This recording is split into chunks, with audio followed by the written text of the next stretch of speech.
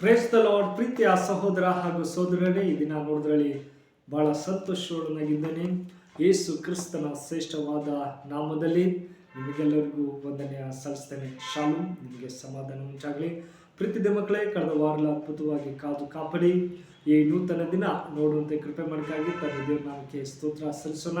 ಪ್ರೀತಿದ ಮಕ್ಕಳೇ, ನೀವೆಲ್ಲರೂ ಕ್ಷೇಮವಾಗಿದ್ದರೆ ಎಂಬುದನ್ನು ನೆನೆಸ್ತೀನಿ. ದೇವರು ಅದ್ಭುತವಾಗಿ ನಿಮ್ಮನ್ನು ಕಾದು ಕಾಪಾಡಿ ನಡೆಸುವಂಥ ಸರ್ವಶಕ್ತರಾಗಿದ್ದಾರೆ. ಪ್ರೀತಿದ ಮಕ್ಕಳೇ, ಈ ನೂತನ ದಿನದಲ್ಲಿ ದೇವರು ಒಂದು ಒಳ್ಳೆಯ ವಾಗ್ದಾನ ಕೊಟ್ಟಿದ್ದಾರೆ. ಏನಂದರೆ ದೇವರ ಆಜ್ಞೆ. ಆಮೀನ್, ಹಲ್ಲೆಲೂಯಾ. ಪ್ರತಿ ಮಕ್ಕಳು, ಇದಕ್ಕೆ ಆಧಾರವಾಗಿ ಆದಿಕಾಂಡ 22ನೇ ಅಧ್ಯಾಯ 1ನೇ ವಾಕ್ಯ ನಿಮಗಾಗಿ ಓದ್ತೀನಿ. ದಯಮಾಡಿ ನಿಮ್ಮಲ್ಲಿ ಸತ್ಯವೇದವಿದ್ದರೆ ತೆಗೆದು ಧ್ಯಾನಿಸಬೇಕೆಂಬುದಾಗಿ ಪ್ರೀತಿಯಿಂದ ಕೇಳಿಕೊಡ್ತೇನೆ. ಅಲ್ಲಿ ಹೀಗೆ ಬರೀತಾರೆ, ಏನಂದರೆ ಈ ಸಂಗತಿಗಳು ಆದ ಮೇಲೆ ದೇವರು ಅಬ್ರಹಾಮನನ್ನು ಪರಿಶೋಧಿಸಿದನು. ಹೇಗೆಂದರೆ ಆತನು ಅವನನ್ನು ಅಬ್ರಹಾಮನೇ ಎಂದು ಕರೆಯಲು ಅವನು ಇಗೋ ಇದ್ದೇನೆ ಅಂದನು. ಆಗ ಆತನು, ನಿನಗೆ ಪ್ರಿಯನಾಗಿರುವ ಒಬ್ಬನೇ ಮಗನಾದ ಇಸಕನ್ನು ತೆಗೆದುಕೊಂಡು ಮೊರಿಯಾ ದೇಶಕ್ಕೆ ಹೋಗಿ ಅಲ್ಲಿ ಅವನನ್ನು ನಾನು ಹೇಳುವ ಒಂದು ಬೆಟ್ಟದ ಮೇಲೆ ಸರ್ವಾಂಗವಾಗಿ ಅರ್ಪಿಸಬೇಕು ಅಂದನು. ಆಮೀನ್, ಹಲ್ಲೆಲೂಯಾ. ಹೌದು ಪ್ರತಿ ಮಕ್ಕಳೇ, ಇಲ್ಲಿ ನಾವು ಗಮನಿಸಬೇಕಾದರೆ, ನಾವು ಯೋಚಿಸಬೇಕಾದ್ರೆ, ಇಲ್ಲಿ 22ನೇ ಅಧ್ಯಾಯದಲ್ಲಿ ದೇವರ ಆಜ್ಞೆಯನ್ನು ನೆರವೇರಿಸಲು ಸಿದ್ಧವಾಗಿದ್ದೇವಾ ಎಂಬುದು ಬಹಳ ಮುಖ್ಯವಾಗಿದೆ. ಹೌದು ಪ್ರತಿ ಮಕ್ಕಳೇ, ದೇವರನ್ನ ಪ್ರತಿಯೊಬ್ಬರಿಗೂ ಒಂದು ಆಜ್ಞೆ ಕೊಟ್ಟಿದ್ದಾರೆ. ದೇವರ ವಾಕ್ಯ ಹೇಳುತ್ತದೆ, ಆಜ್ಞೆ ದೀಪ ಒಂದಾಗಿದೆ ಮತ್ತು ಉಪದೇಶ ಬೆಳಕು. ದೇವರು ಮಾನವರಾದ ನಮಗೆ ಆಜ್ಞೆ ಮಾಡುವ ಅಧಿಕಾರ ಆತನಿಗೆ ಉಂಟು. ಹೌದು ಪ್ರತಿ ಮಕ್ಕಳೇ, ಮತ್ತೆ ಆತ ಯಾವಾಗ ಬೇಕಾದರೂ ಯಾವ ರೂಪದಲ್ಲಿ ಬೇಕಾದರೂ ಆಜ್ಞೆ ಮಾಡಬಹುದಾಗಿದೆ. ಅದನ್ನು ಪ್ರಶ್ನೆ ಮಾಡುವ ಹಕ್ಕು ನಮಗಿಲ್ಲ. ಅದನ್ನು ಪಾಲಿಸಬೇಕು ಹಾಗೂ ಪಾಲನೆ ಮಾಡದಿರುವುದು ಅವರ ವೈಯಕ್ತಿಕ ವಿಷಯವಾಗಿದೆ. ಹೊರತು ಮಕ್ಕಳೇ, ದೇವರು ಬೇರೆ ಬೇರೆಯವರು ಒಬ್ಬೊಬ್ಬರಿಗೆ ಒಂದೊಂದು ಥರ ಆಜ್ಞೆ ಕೊಟ್ಟಿದ್ದಾರೆ. ಅದು ಅವ್ರ ವೈಯಕ್ತಿಕ ಜೀವಿತದಲ್ಲಿ ಅವ್ರು ಯಾವ ರೀತಿಯಲ್ಲಿ ದೇವರ ಆಜ್ಞೆನ ಮಾಡ್ತಾ ಇದ್ದಾರೆ, ಪಾಲಿಸ್ತಾ ಇದ್ದಾರೆ ಎಂಬುದು ಬಹಳ ಮುಖ್ಯವಾಗಿದೆ. ಆದರೆ ಇಲ್ಲಿ ಆದಿಕಾಂಡ 22ನೇ ಅಧ್ಯಾಯದಲ್ಲಿ ನಾವು ಗಮನಿಸಬೇಕಾದ್ರೆ ಅಬ್ರಹಾಮನು ಒಳ್ಳೆ ಸ್ನೇಹಿತರಾಗಿ ದೇವರನ್ನ ಹೇಳಿದ್ದಾರೆ.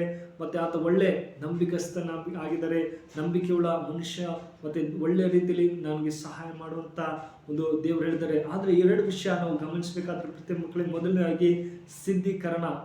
ಈ ಸಂಗತಿ ನೋಡೋದಾದರೆ, ಆದ ಮೇಲೆ ದೇವರು ಅಬ್ರಹಾಮನನ್ನು ಪರಿಶೋಧಿಸಿದ. 21ನೇ ಅಧ್ಯಾಯದಲ್ಲಿ ಅಬ್ರಹಾಮನ ಮೊದಲ ಮಗ ಇಷ್ಮಾಯೇಲು ಹೊರಟು ಹೋದ.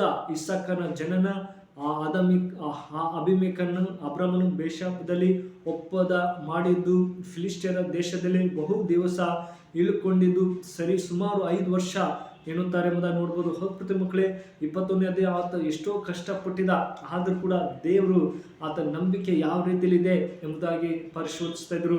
ಮತ್ತು ದೇವರು ಆತನ ಆಜ್ಞೆ ಯಾವ ರೀತಿಯಲ್ಲಿ ನಡೀತಾ ಇದ್ದಾನೆ ಎಂಬುದಾಗಿ ನಾವು ನೋಡ್ಬೋದು. ಆದರೆ ಮುಂದೆ ನೋಡೋದಾದರೆ ಎಂದು ಕರೆಯುತ್ತಾರೆ, ಆ ಕುಟುಂಬದಲ್ಲಿ ಸಂತೋಷ ಸಮಾಧಾನದಿಂದ ಕಳೆದನು. ಇದರ ಮೇಲೆ ದೇವರು ಅಬ್ರಹಾಮನನ್ನು ಕರೆದನು.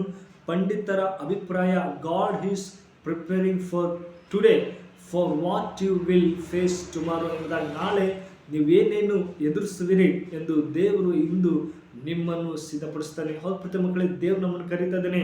ನೀವು ಯಾವುದಕ್ಕಾಗಿ ನೀವು ಚಿಂತಿಸ್ತಾ ಇದ್ದೀರಿ, ಆದರೆ ದೇವ್ರು ಹೇಳ್ತಾರೆ ಮುಂದೆ ಆಶೀರ್ವಾದ ಇದೆ ಎಂದು ಅರಿಯಬೇಕು. ಹಾಗೆ ಆಸ್ತಿ ಸುಖವಿದ್ದಗಳು ಮುಂದೆ ಏನು ಬೇಕಾದರೂ ಸಂಭವಿಸಬಹುದು, ಅದಕ್ಕೆ ಸಿದ್ಧವಾಗಿರಬೇಕು. ಹೌದು ಪ್ರತಿ ಮಕ್ಕಳು, ನಮಗೆ ಎಷ್ಟೇ ಸಮಸ್ಯೆ ವೇದನೆ ಇದ್ರೂ ಕೂಡ, ನಮಗೆ ಆಸ್ತಿ ಎಷ್ಟೇ ಇದ್ರೂ ನಾವು ಮುಂದೆ ದೇವ್ರು ನಮಗೆ ಒಳ್ಳೆಯದನ್ನೇ ಮಾಡುವರಾಗಿದ್ದಾರೆ. ಎರಡನೇದಾಗಿ ನಾವು ಗಮನಿಸಬೇಕಾದ್ರೆ ಪರೀಕ್ಷಿಸಿದನೆಂಬುದಾಗಿ ನೋಡ್ತೀವಿ. ನಿನ್ನ ಒಬ್ಬನೇ ಮಗನಾದ ಇಸಾಕನನ್ನು ಮೊರಿಯಾ ಬೆಟ್ಟಕ್ಕೆ ಕರ್ಕೊಂಡು ಹೋಗು. ಹೌದು ಪ್ರತಿ ಮಕ್ಕಳಿಗೆ, ದೇವರನ್ನ ಕರೆದ, ನಿನಗೆ ಮಗ ಕೊಟ್ಟಿದ್ದೇನೆ. ಸಡನ್ ಆಗಿ ಈಗ ಯಾರಾದರೂ ಚಿಕ್ಕ ಮಕ್ಕಳನ್ನ ಬೇಗ ಹುಟ್ಟಿದರೆ ಅವ್ರನ್ನ ದೇವ್ರು ನಮ್ಮನ್ನು ಕರೀತಾರೆ, ನಿನ್ನ ಮಗ ಕೊಟ್ಟರೆ ಅಯ್ಯೋ ಯೋಚಿಸ್ತೇವೆ, ಅಯ್ಯೋ ಕೊಡೋದ ಬೇಡವಾ ಅಂತ. ಆದರೆ ಅಬ್ರಹಾಮನ ಇಲ್ಲ, ದೇವರೇ ನಾನು ಕೊಡಲ್ಲ ಎಂಬುದಾಗ ಬದಲಾಗಿ ಹೌದು ಏಸಪ್ಪ ನೀನು ಹೇಳಿದ ತಕ್ಷಣ ನಾನು ಕರ್ಕೊಂಡು ಹೋಗ್ತೀನಿ ಎಂಬುದಾಗಿ ಆತ ನಂಬಿಕೆಯಿಂದ ಆ ಮೊರಿಯಾ ಬೆಟ್ಟಕ್ಕೆ ಕರ್ಕೊಂಡು ಹೋಗ್ತಾರೆ.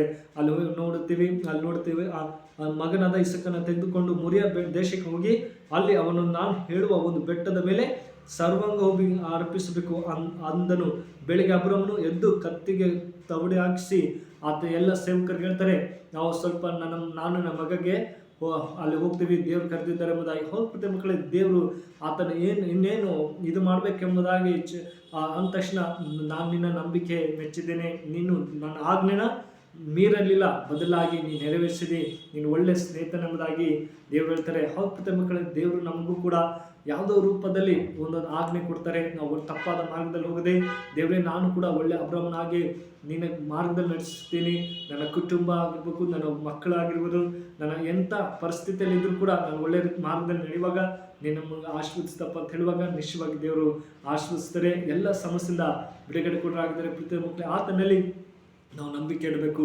ದೇವರು ಅಬ್ರಹಾಮನ ಯಾವ ರೀತಿಯಲ್ಲಿ ಕರೆದಿದ್ದಾರೋ ಅದೇ ಥರ ದೇವರು ಆಜ್ಞೆ ಕೊಟ್ಟ, ನಿನ್ನ ಮಗನ ಕೊಡು ಎಂಬುದಾದ ತಕ್ಷಣ ದೇವರು ಅಬ್ರಹಾಮನ ಮಗ ಕೊಡುವ ಹೋಗುತ್ತಲಿಗೆ ಆತನಿಗೆ ಕುರಿನ ಕೊಟ್ಟರು. ಇದನ್ನ ನೀನು ಸಾಯಿಸು ಎಂಬುದಾಗಿ. ಹೌದು ಪ್ರೀತಿಯ ಮಕ್ಕಳೇ, ದೇವರು ಎಲ್ಲವನ್ನು ಒದಗಿಸ್ಕೊತಾನೆ. ಅಯ್ಯೋ ನನ್ನ ಮುಂದೆ ನನ್ನ ಮಗ ಏನಾಯ್ತನೋ, ನನ್ನ ಮಗಳು ಏನಾಯ್ತಳೋ ಅಂತ ನಾವು ಚಿಂತೆ ಮಾಡದೆ ದೇವರಿಗೆ ಅರ್ಪಿಸುವಾಗ ದೇವರು ಅದ್ಭುತವಾಗಿ ನಡೆಸ್ತಾರೆ. ಈ ವಾಕ್ಯ ನಿಮ್ಮ ಜೀವಿತದಲ್ಲಿ ಆಶ್ವಾಸಿ ಕಾಪಲಿ. ಪ್ರೀತಿಯ ಮಕ್ಕಳೇ, ಈ ವಿಡಿಯೋ ಇಷ್ಟವಾದರೆ ದಯಮಾಡಿ ಲೈಕ್ ಕೊಡಿ ಮತ್ತು ಸಬ್ಸ್ಕ್ರೈಬ್ ಮಾಡಿ ಇತರಿಗೆ ಶೇರ್ ಮಾಡಬೇಕೆಂಬುದರ ಪ್ರೀತಿಯಿಂದ ಕೇಳ್ಕೊಳ್ತೇನೆ. ಪ್ರಾರ್ಥನೆ ಮಾಡೋಣ.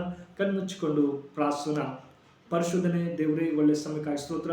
ಹೌದೇ ಸಪ್ಪ, ನೀನು ಆಜ್ಞೆಯಿಂದ ಒಳ್ಳೆಯ ರೀತಿಯಲ್ಲಿ ಮಾರ್ಗದಲ್ಲಿ ನಾವು ನಡೆಯುವಂತೆ ಸಹಾಯ ಮಾಡು ಅಪ್ಪ. ನಿನ್ನ ಬಗ್ಗೆ ಅಪ್ಪ ನೀನು ದೇವರು ಅಪ್ಪ, ನೀನು ಒಳ್ಳೆಯ ರೀತಿಯಲ್ಲಿ ನಡೆಸುವಂಥ ದೇವರು. ಅಬ್ರಹಾಮನ ಯಾವ ರೀತಿಯಲ್ಲಿ ನಡೆಸಿದೋ ಅದೇ ಥರ ಈ ವಿಡಿಯೋ ಯಾರನ್ನ ಪ್ರತಿಯೊಬ್ಬ ಮಕ್ಕಳನ್ನು ಆಶ್ವಾಸವಾಗಬೇಕಂತೆಲ್ಲ ಸಹಾಯ ಮಾಡು. ಈ ಪ್ರಾರ್ಥನೆ ಕೇಳಿದಂತೆ ಯೇಸು ಕ್ರಿಸ್ತ ಬೇಡ್ತೇನೆ, ಜೋಡುತ್ತದೆ.